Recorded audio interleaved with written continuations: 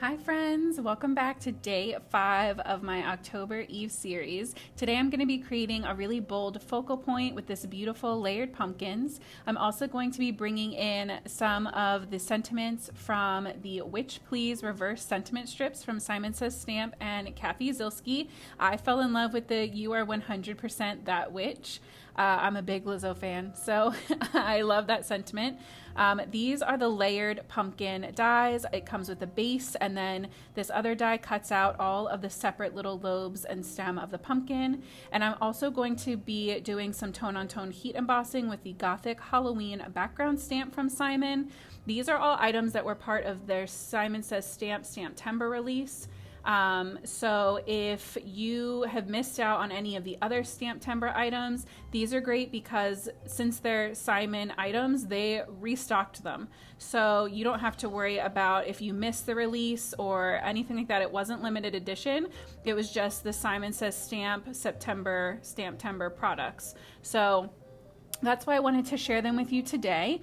And I'm going to be starting out by making my background. So I grabbed this really beautiful orange color. It's from Heffy Doodle. I got a big pack of different colored cardstock from them, and I just love the tone of this, how golden it is, and it absolutely worked beautifully for this heat embossing. So I'm going to take my foam insert out of my MISTI and place my card panel right in the corner. It's just a little bit bigger than I think 6x6, and I'm going to be using this cling stamp in my MISTI.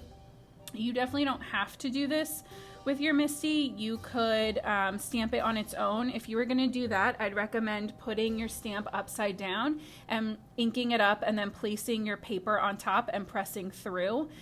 Because this was my first time using this stamp, I really wanted to make sure that I got the full image, and it meant I really wanted the whole image to be crisp. If you don't mind it being a little bit distressed, doing it the other way is not a problem.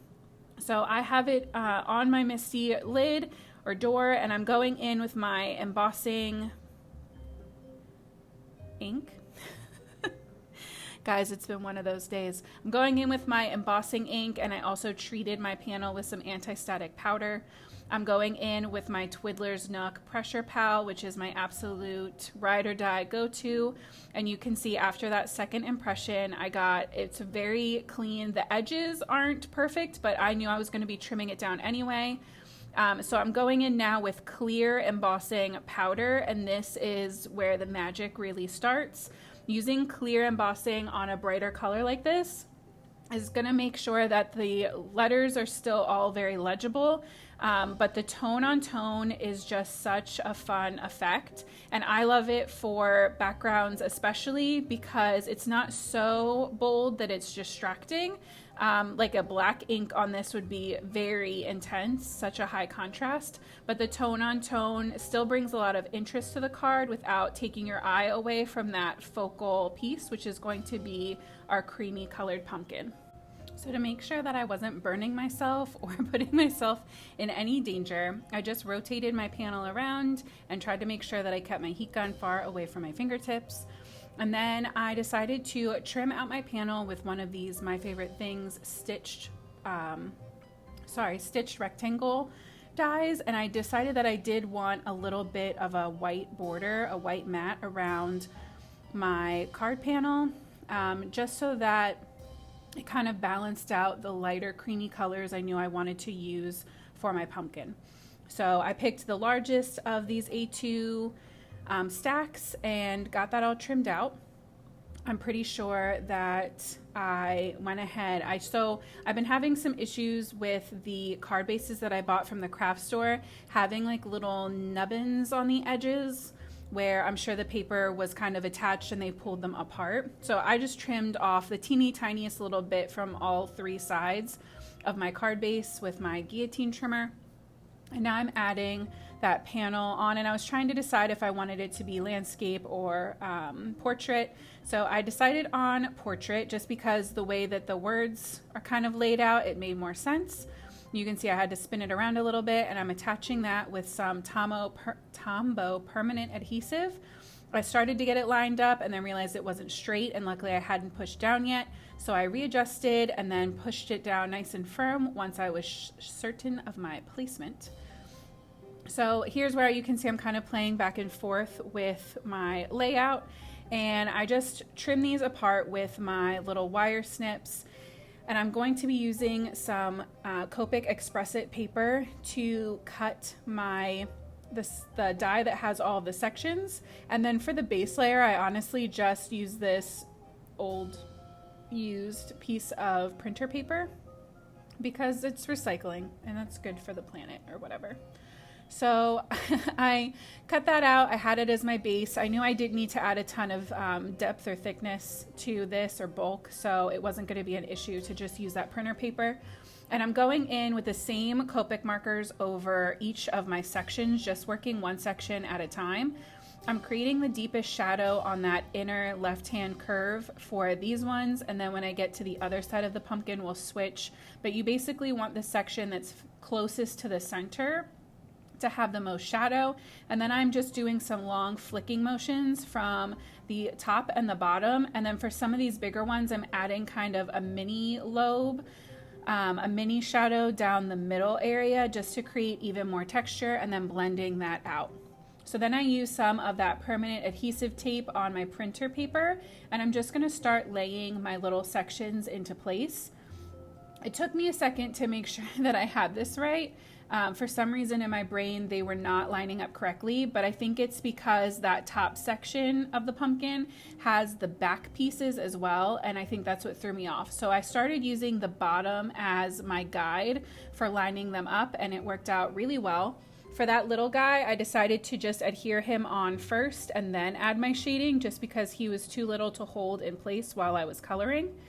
And I'm laying down all of my sections flat with that adhesive runner, except for this bigger center section, which I'm actually gonna hold off on adhering once it's colored. And I'm gonna switch to foam tape just for that section. It's the Simon Says Stamp really thin foam squares. And I love them because it gives just the perfect amount of dimension, so it's popped up and has extra interest and texture, but it's not distracting or bulky. So once I get this one done, I am going to end up setting it aside and working on the other couple of lobes. You can see I started to put it into place and it was like, no, it's got to be popped up. So switching over to those other two, and this is what I mean. I'm switching my shadow line to the right-hand side now, so that it makes sense that all of your shadows would be towards the center and the light would be hitting from the either side of the pumpkin, so they would be brighter. That helps to create that round feel. But you could also definitely play with a single light source to the right or left and have a lot of fun with these. If coloring is not your jam, you could also definitely cut these from plain or colored cardstock and ink blend them. That's my next plan for these guys. I think it's going to be so cute and way faster and easier. But for me, I love Copic coloring, and something like this was still very easy and simple for me versus like a whole scene. And I am just a sucker for some weird pumpkins. So I love the creamy pumpkins. I love green tealy pumpkins. I have a pumpkin this year that I found that almost looks like it's a leopard print. It's a real pumpkin from a farm, but it's pink and has like leopardy green spots on it, and I'm just a sucker for those, so I knew I had to make this into a cream pumpkin first. So that was me adding those really thin Simon foam squares. I'm just peeling off the backing, and then I'm going to line up that center section. Then I'll get that top edge in place, or top back piece in place, as well as the stem of the pumpkin. So again, I adhered the tiny part down first so I wouldn't have to worry about it kind of shifting or running away while I was trying to color it. And my stem, I don't love these marks that I made kind of going up the stem. I wish I had just kind of flicked the color up from the bottom and let it just be a gradient. But you know, hindsight's 20/20. And maybe next time I won't do the lines. I don't dislike them enough to have started over, obviously, but that is the cool thing about these. Again, you can color them however you want, whatever makes you happy. So once I had all of my pieces adhered on there, it was time to wrap everything up. I'm going to attach my pumpkin with some liquid glue. So maybe, I think it got clogged. I'm gonna grab a different liquid glue. There you go. And I'm going to attach it so that way I could kind of wiggle it around to make sure it was nice and straight. And I also wanted to make sure that my adhesive really stuck to all of that embossing and texture on that back panel. So I pressed that down nice and firm, and then it was time to get to work on that sentiment. I have a serious addiction to the Simon Says Stamp reverse sentiments. I love them. I have a ton of the different sets, and right now I'm keeping them all in one stamp pocket, but I think I'm gonna have to figure out a new system to organize them because it's to the point where I have too many and it's starting to get out of control. But I love them because they're so clean and simple and easy to use, and you can still customize them by adding ink or marker to the letters, or they actually are printed with toner, so you can do like a toner foil system if you have that, like a mink, you could use that. Anytime that I'm trimming out the bottom section or a section that's too small to use with my guillotine, with my fingers in the way, I just attach a Post-it note to it and use that to help me line it up so that my fingers are nice and safe. So if you ever do that, I have also almost cut off my finger with my trimmer and I hit my nail instead. So don't risk your fingers, use a Post-it. And I'm picking out what ink I think goes best with this background, and I'm going to take that shade of marker to color in my little sentiments just so that everything looks nice and cohesive. And I also trimmed out a sentiment for the inside of my card. And then the last thing I like to do for these is add some black ink to the edges of the paper because it is black toner printed on white core paper. When you trim it down, the edges are all white. So I do like running a water base or Copic marker over those edges just to make sure that they look completely black all the way around. And I thought that the Let's Go Out and Scare Folks was going to be a really funny thing for the inside because the card looks kind of softer and more sweet than some of my Halloween cards. But you know, I think we all know somebody who secretly loves Halloween, and they'd probably be down to, you know, go out and scare some people on Halloween night with you, or mischief night. So I'm using my T-square to make sure that my sentiment is nice and straight, especially because the front of the card for me is so simple. Doing the extra step of making sure that it's all straight and lined up and level just really helps to keep everything looking as, you know, nice and kind of professional as possible while still being a handmade card.